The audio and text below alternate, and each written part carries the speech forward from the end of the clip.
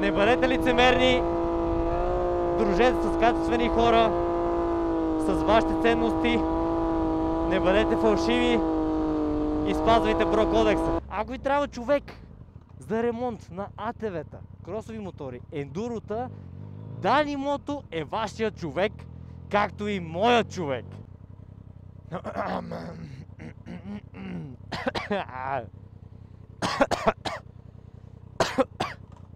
Ба, като се ригавих, сам се създавих, бе.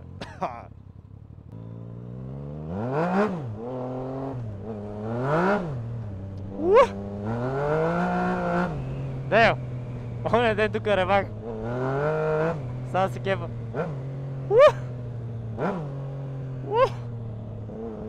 Да, сега разбирам, що искате да карам МТ-то Део. Това е незаменимо. Незаменимо, брато. Този звук, лере. Пичове, сега мислех в понеделник си ходя на село, обаче се оказа, че няма да успея. Не мога да си правя смените на работа. Не знам как да го измисля. И може би ще го отложа другия понеделник. Просто реших да го, така да го метна в влогчето. Защото миналия път го споменах. И веднага направих план по идеята. И ще видим. Със сигурност ще направя един влог. Може би даже няколко влога. Ще направя един влог по пътя на село. Ще направя един влог цял ден на село, може би. И сигурно още едно влогче на връщане. Така ще го структурирам. Ще видя, ще го измисля. Може би ще бъдат 2-3 видеа. Даже ако не и повече, ще видя как ще се получат нещата. Та, трябва да взема решение с кой мотор ще ходя на село. Един вариант е ходя с МТ-то, да стане по-бързо, по-удобно. Обаче пък на село предполагам ще джиткам с колело главно. Гледай го, са то нарочно, брато, седи тук, бе. Дей, баси майката, много му пречи, бе, брат. Много му пречи аз да мина отпреде. Баси майката. Та един вариант. Чай се ядосах вече. Та един вариант е да отида с МТ-то, да ми бъде по-удобно, стане по-бързо. Но реално като съм си на село, може ще го паркирам и ще джиткам нещо пешачката или с колело. Ще го измисля. Не ми се кара МТ-то в селото. В смисъл, кофти ще дразни хората. Шумен е, нали, уж бърз е, плаши хората. Ава баба, не ми занимават с глупости. Ще ми викат полиции пред нас и така нататък. Втория вариант е да отида с хусварната. Обаче, дева с хусварната стана може би тегло. Трябва да сипвам постоянно гориво някъде, не знам по пътя дали навсякъде има бензиностанция или няма.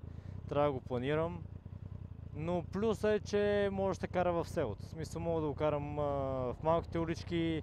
Мога даже, примерно, да речем, там много има някакви такива гледки, да карам покрай гледките с него. Мога да се катера някъде по горите. Може би аз предпочитам да отида с хусварната, колкото е по-тегло да звучи. Може би ще избера хусварната. Питам ви вас, не знам защо, на 100% съм сигурен, че вие искате да отида с МТ-то. Всеки път, като ви питам МТ-то или хусварната, избирате МТ-то, човек. Не мога да разбера защо. Кефи ви скоростта ли? Какво ви кефи на МТ-то повече от хусварната? С какво МТ-то е повече от хусварната? Мен лично, хъскато ме кефи повече да е. В смисъл, имам повече контрол на този мотор. По-лек е, по-удобен ми е. Да не знам. Overall, спок. Overall, хъскито ми е по-любим... по-любим мотор бих казал. Не знам защо вие избирате МТ-то. Ма както и да е, все пак ще ви го дам този вариант, този избор. Кажете с хъскито или с МТ-то. Пак имайте предвид, че пътя ми в една посока е 350 км. Там ще въртим примерно 50-100 км, обратно 350. Така че преценете си с кой мотор искате да гледате влоговете. Надявам се да изберете хъските. И да, сигурно ще ви послушам. Ще гледам сте доволни вие. Човек, не знам дали го направите като някакъв тренд, обаче в тия последните 2 видеа не спряхте да донейтвате с това Super Tanks. Всеки втори, брата, лут ли си, 20 лева тук, 20 лева там, 50 лева този, 50 лева онзи. Благодаря на всички ви. Как си, бе? Тук ли диш? Аз виждам някакви историите, брато, че тук ми е познато. Да, добре, сега ще тръгна после.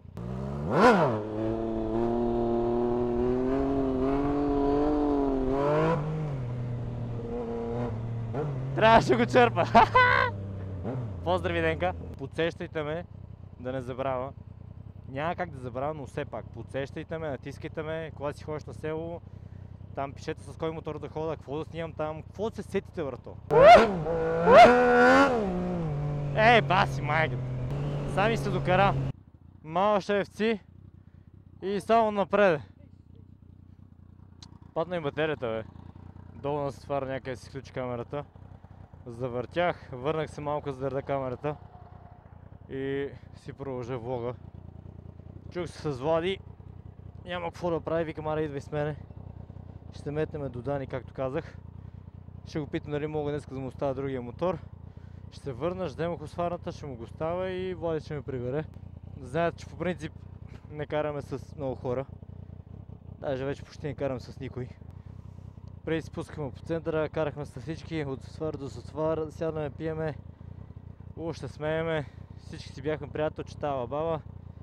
Бате, това е мега лицемерно. Вече не контактуваме с никой, който не спазва Бро кодекс. Всеки втори лицемерничи. Последно време даже, откак почнах да снимам видеа, забелязвам как голяма част от приятелите ми, бившите ми приятели, защото това са хора, които вече не уважавам и даже не си правят труда да им отговарям да излизам с тях семията. Снимам някакви кадри с дадено момиче. Било то дали ще е рил, дали ще е влог, дали пък даже е момиче, с което имам отношение. И при първа възможност гледам как те почват да ги добавят, да им коментират снимки, да им пишат, това онова. Ти от ли си? Бах ти помярите. Ма вие си знаете, предлагайте им помощ, нали? Все пак няма кой да им помогне. Вие като мои приятели трябва да се погрижите за моите бивши и така нататък. Вие си знаете, бат.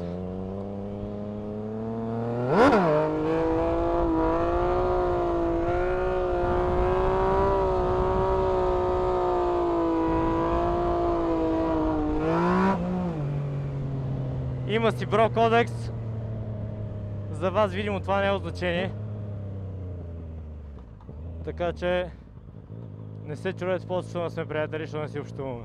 Слава Богу, на време съм си отворил очите и съм осъзнал кои са тия хора. И съм спрял контакт с тях. Всеки си върви по неговия път. Влади е наш човек. Той знае за Бро кодекс. Толкова жени нема, братот, си пишеме на своите жени. Оп!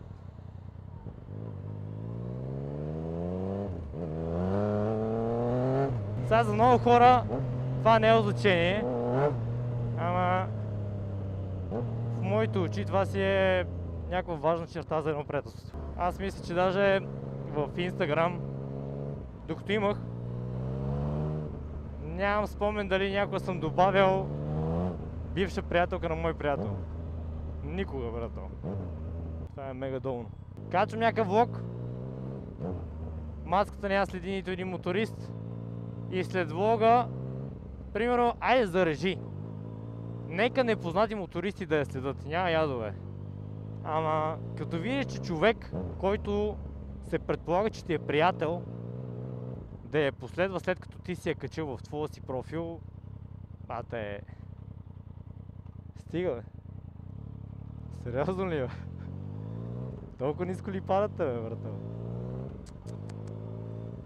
Да трябва момичето ми праща скрини, защото и да ми казва, бе, то приятел ли ти е? Че ме добавя, че ми пише, че какво си четиш, то си, стига, бе, брато. Допреди малко си карал с мене и след малко си прибереш и пишеш на нея. Стига, бе. Не. Вие си знаете. Но за брат ти си знаеш. Така че да, и тази година пичове ще е така. Караме само с нашите хора. Бутаме се, подкрепяме се, помагаме си. И ние се тази за случващото се около нас. Между другото, чакай! Влади е човек, който ми прекантари мотора! Да! Влади, той ми прекантари мотора! Ето тези щети са от него! Да! Даже преди няколко дни прекантари своя мотор! Но няма ядове. Взимаме го на могилата с нас и ще го научим, бе.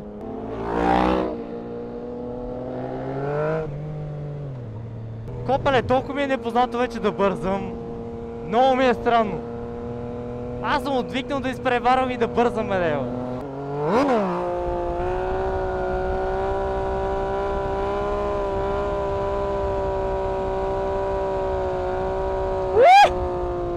Това е бавно, лежерно, контрол.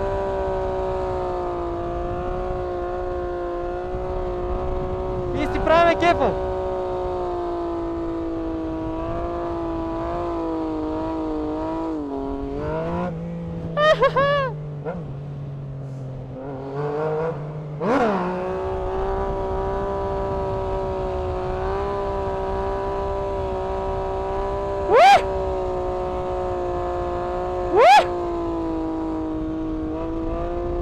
Дай му!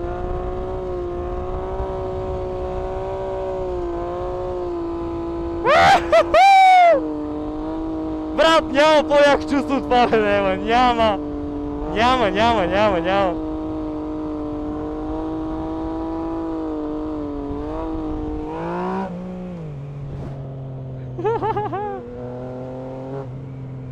Няма, брато. Няма.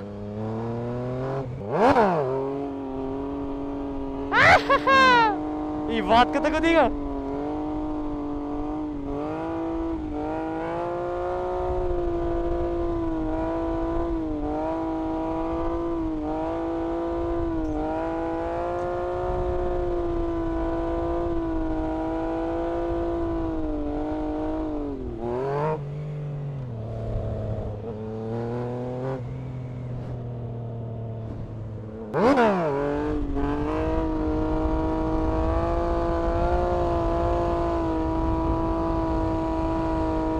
Споко, чиче, споко! Всичко е под контрол!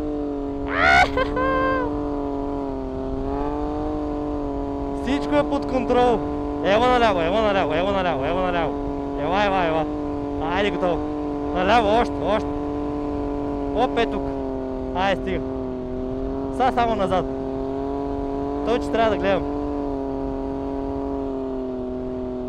Изморих се, бе! Дева, не знам вече кой мотор ми си ходи на село. И двата мотора ме кепат, бе, брат. Единият мотор е като голям гъс, грозно лице, големи цици, което ще рече МТ-то. А другият мотор е хусварната като нормален гъс, нормални цици, обаче мега красиво лице и хубава усмивка. Едното е за любов, другото е за извращения. Това, брато, е за извращения. Това мотор искам да го бия постоянно. Искам да го сцепа от бой.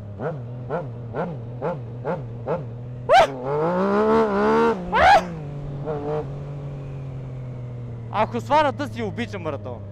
Жал ми е. Ако и трябва човек за ремонт на АТВ-та, кросови мотори, ендурота, Дани Мото е вашия човек, както и моят човек. Доверете се на Дани. Ето го! Пак да повториме. Покажи тениската. Дани Мото. Линк в описанието. Само кръгове не мога на това. На това. Само на това? Не. Данки, изчезваме, брато. Ще кажеш за частите и ще го довлека. Бегам. Само Ямаха и пистови. По темата, която посланах преди малко, пичове, заобикаляйте се с хора с вашите ценности. Заебете го това лицемерие.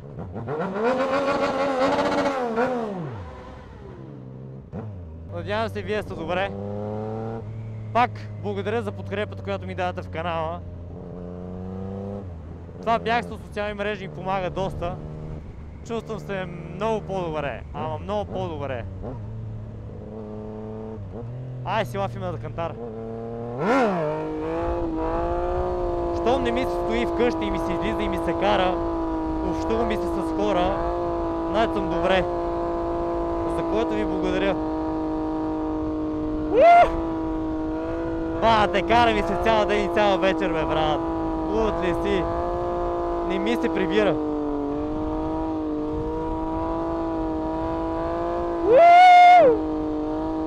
Да завършим влога. Не бъдете лицемерни. Дружете с качествени хора. С вашите ценности. Не бъдете фалшиви. И спазвайте Бро кодекса. Айде, чао от мен. Шкрррр!